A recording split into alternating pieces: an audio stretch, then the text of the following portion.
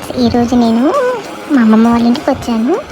నేను బయట నుంచి బజ్జీలు తీసుకుని వెళ్దాము, పకోడా కానీ తీసుకెళ్దామంటే మా అమ్మమ్మ ఏమీ వద్దు నేను చేస్తాను అని అన్నది. సరే అమ్మమ్మ చేయంటే నాకు ఇక్కడ జొన్నపిండి, ఉల్లిగడ్డ, కరివేపాకు, కారం, జీలకర్ర అలాగే కొంచెం మిరప్పిండి వేసి చేస్తాను చూడు అంది. సరే అమ్మమ్మ నన్ను ఆనియన్స్ కట్ చేసి ఇచ్చాను. ఆనియన్స్ కట్ చేసి ఇచ్చాక అందులోనే ఈ జొన్నపిండి వేసింది, అలాగే కరివేపాకు కూడా వేసింది, అలాగే 1 స్పూన్ కారం వేసింది, 1 స్పూన్ ఉప్పు వేసింది, 1 స్పూన్ కారం వేసాక 1 స్పూన్ జీలకర్ర వేసి బాగా మనం ఉల్లిగడ్డలన్నిటిని, ఆనియన్స్ అన్నిటినీ అలా పిండిలో కలిసే విధంగా కలుపుకోవాలి. ఇలా కలుపుకున్నాక ఇందులో మినప్పప్పు పిండిని ఇందాక చూపించాను కదా, అది ఇందులో కలిపి వేసుకోవాలి. దానివల్ల కొంచెం టేస్ట్ అనేది మనకు వస్తుందట. తర్వాత కొంచెం వంట సోడా. ఇప్పుడు ఇవి వేయించుకోవడానికి ఒక ప్యాన్లో ఆయిల్ వేసుకున్నాను. చూసారుగా కొన్ని వాటర్ వేసుకొని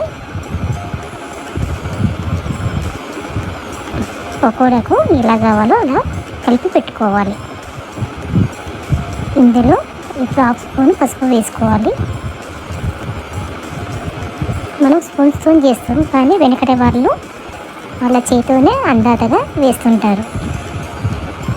చూసారుగా ఫ్రెండ్స్, మనకు ఆయిల్ రెడీ అయిపోయింది, మా అమ్మమ్మ వంటకు రెడీ అయిపోయింది.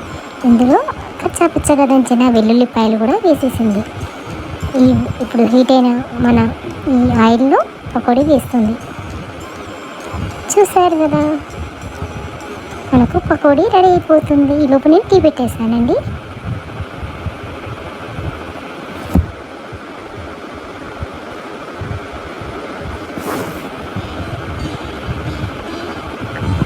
చూసారా పకోడీ, వేడివేడి పకోడీ రెడీ అయిపోయింది. ఎంతో క్రిస్పీగా ఎంతో బాగున్నాయండి. జొన్నపిండి కాబట్టి ఇది షుగర్ పేషెంట్లైనా, నార్మల్గా బీపీ ఉన్న వాళ్ళైనా హ్యాపీగా తినొచ్చు. అలాగే డైట్ చేసే వాళ్ళు కూడా ఈ జొన్నపిండితో చేసిన ఏ ఐటమ్స్ అయినా హ్యాపీగా తినొచ్చండి. నేను వేసిన ఆయిల్ కూడా కొంచెం కూడా పీల్చుకోలేదండి ఈ జొన్నపిండి వేసినందుకు. నార్మల్గా అయితే మనకు ఆయిల్ కొంచెమన్నా, అంటే మనం ఇప్పుడు ఒక 1 లీటర్ ఆయిల్ పోస్తే అందులో 1/2 లీటర్ వరకు అయిపోతుంది, అలా ఏం లేదు. ఇప్పుడు ఇంకో వైపు కూడా వేసుకున్నానండి. చూసారుగా ఫ్రెండ్స్, జొన్నపిండి పకోడా. ఇది జొన్నపిండి ఆనియన్స్తో చేసిన పకోడీ అండి. దీన్ని మనం మామూలుగా పిల్లలు అయితే సాస్లో తింటారు, టమాటా సాస్ తింటారు, టమాటో కచప్లోనైనా తింటారు, చూపించిన విధంగా తింటారు.